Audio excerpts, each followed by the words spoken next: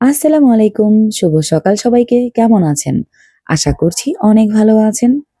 আজ আমি রান্না করব দারুণ স্বাদের মেথি শাকের রেসিপি। এটা ভেষজ শাক হয়, এতে রয়েছে প্রচুর পরিমাণে ক্যালসিয়াম, ম্যাগনেসিয়াম, আয়রন এবং সেই সাথে রয়েছে ভিটামিন B6 এবং ভিটামিন সি। এতে প্রচুর পরিমাণে ফাইবার থাকায় ওজন কমাতেও কিন্তু এই শাকের জুড়িমেলা ভার। আমি বাজার থেকে একদম ফ্রেশ শাক কিনে এনেছিলাম। এনে খুব ভালো মতো বেছে নিয়ে কেটে ধুয়ে পরিষ্কার করে পানি ঝরিয়ে একটি পাত্রে তুলে রাখছি। প্রচুর পরিমাণে ফাইবার থাকায় এই শাক কিন্তু পেটটা ভরিয়ে রাখে এবং ক্ষুধাও লাগে অনেক বেশি দেরিতে। তাই ওজন কমানোর জন্য কিন্তু আপনারা এটা ট্রাই করতে পারেন। আচ্ছা, অন্যদিকে আমি কেটে নিয়েছি পেঁয়াজ কুচি, রসুন কুচি একটু বেশি পরিমাণ নিয়েছি।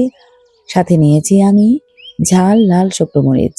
চলো একটি প্যান বসিয়ে তাতে আমি আমার পছন্দ মতো তেল দিয়ে দিচ্ছি।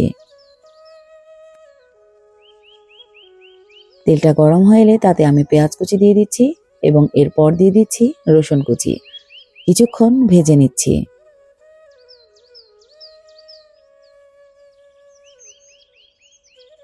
কিছুক্ষণ ভেজে নেওয়ার পর আমি এতে দিয়ে দিব শুকনো মরিচ। আমি আজকে কোনো কাঁচামরিচ ব্যবহার করছি না। আমার শুকনো মরিচটাই কিন্তু অনেক বেশি ঝাল। আর এছাড়াও ভাজাভুজিতে আমার একটু কাঁচামরিচটা কমই পছন্দ।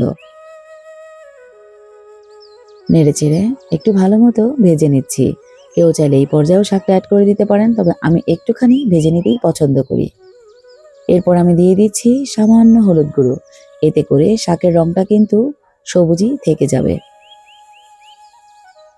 এরপর আমি এতে দিয়ে দিচ্ছি পরিষ্কার করে ধুয়ে রাখা পানি ঝরিয়ে রাখা শাকগুলো। এরপর এতে দিয়ে দিচ্ছি স্বাদ মতো লবণ। দিয়ে সবকিছু খুব ভালো মতো একসাথে মিশিয়ে নিচ্ছি।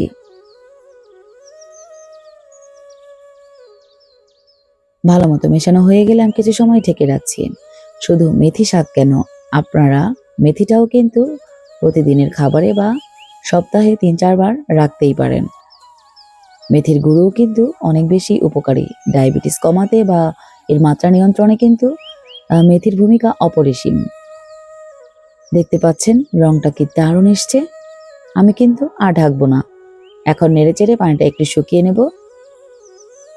আপনারা চাইলে এভাবেই ভাজা ভাজা করে নামিয়ে নিতে পারেন, তবে শাকের পরিমাণটা একদমই কম ছিল। ছেলে মেয়েকে নিয়ে খেতে গেলে কিন্তু একদমই কম হয়ে যাবে, তাই এতে আমি অ্যাড করে দিচ্ছি বালা চাও। ওই যে বললাম শরীরটা ভালো যাচ্ছে না, তাই কিন্তু আমি অনেক বেশি বেশি রেসিপি করতে পারছি না। ইভেনই বাচ্চাদের জন্যও কিন্তু কিছুই করতে পারছি না। আচ্ছা, আমি অ্যাড করে দিয়েছি বালা চাও। আপনারা চাইলে এখানে অন্যান্য যে কোনো শুটকি, মাছ বা চিংড়ি দিয়েও কিন্তু করে খেতে পারেন। আশা রাখছি মন্দ লাগবে না। খুব ভালো মতো নেড়েচেড়ে মিশিয়ে নিয়ে আরও একটু ভাজা ভাজা করে নিচ্ছি। আর অবশ্যই কিন্তু লবণটা চেখে দেখতে ভুলবেন না।